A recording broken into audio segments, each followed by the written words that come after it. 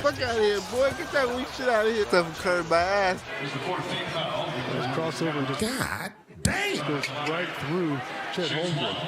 Victor Wembanyama is seemingly changing the game. Or is he? Positionless basketball has been a thing for a few years now, but the NBA has finally made it official. Some number one picks disappoint and become busts, some number one picks become legendary, and some changed the game forever. When Magic Johnson was drafted first overall in 1979, the NBA had an image problem. Ticket sales were down, and according to some people who were around during the time, 40 to 75% of active NBA players were drug addicts. So a rookie Magic was excited to play alongside Kareem Abdul-Jabbar, the GOAT before the GOAT. But Kareem and his Lakers just couldn't win a ring. But with Magic in his first year averaging 18, 8, and 7, the Lakers made the finals and took a 3-2 lead, with Kareem leading the way, averaging 33 points a game for the series until he sprained his ankle in Game 5. With the series on the line, Coach McKinney, who had only took over midway through the season, made the decision to let Magic play all 5 positions in Game 6. And the end result was one of the greatest performances in NBA Finals history. 42 points, 15 rebounds, 7 assists, and 3 steals. Magic became the only rookie in NBA history to win a Finals MVP, and at the same time, introducing the world to the new era of basketball, Showtime. The NBA was slow. Magic came in with the no-look passes off the fast break, alley-oops from half court, literally looking like he was doing magic. And this new flashy style of play would inspire millions around the world, and it sure made the NBA a lot more popular. But Magic Johnson is one of a kind, because as far as players that changed the game, Magic was the only number one pick to do so. The biggest changes we know in the NBA started with players drafted further down the line. Now, LeBron at number 1 didn't exactly change the game so much as he just mastered every aspect of it. But LeBron's play style didn't change the NBA. MJ was so unguardable that the NBA had to create new foul rules just to try and contain him without letting the other team straight up clothesline him out of the air. But Michael Jordan was the number 3 pick, and after MJ's retirement, this is when a lot of fans see a decline in excitement in the NBA. Yeah, Kobe and Shaq were great, and they dominated on a similar level to the Bulls of the 90s until they broke up, and then the NBA was in a weird spot. Meanwhile, after the 2009 draft, everyone walked away thinking Blake Griffin was the future of the NBA, all while ignoring the number 7 pick, a skinny, undersized guard who had just spent the extra year in college because he thought he needed more time to develop as a point guard. You might have heard of him,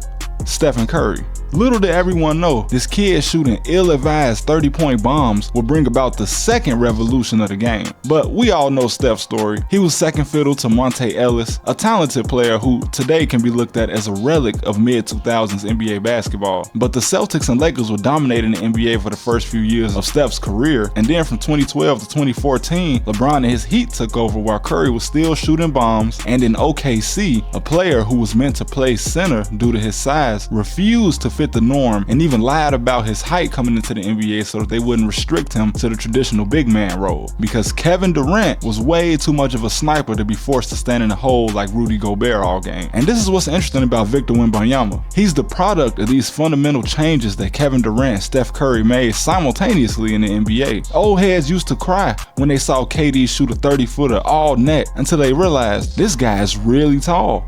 His release is really high. Oh my God, there's no way a defender could stop this. In the same way people used to cringe seeing Steph Curry shoot from half court for seemingly no reason until they realize, holy shit, he's making 50% of these shots. Zion Williamson has the size and skill to dominate the NBA, but dominating through pure strength and speed is something we've seen many times before. And Zion's game is not something that would have ever been frowned upon in the past for being too revolutionary. But never before have we seen a guy who is the tallest active NBA player be as quick on his feet or with his handle as a guard, because when Kevin Durant came into the NBA, the tallest active player was Zydrunas Ilgauskas, who could shoot but would have been heavily encouraged to go for easier points in the hole because of the era he played in. He played 8 years and only made 31 3-pointers, but I think that he perfectly represents the night and day difference between the last era of NBA basketball and the new.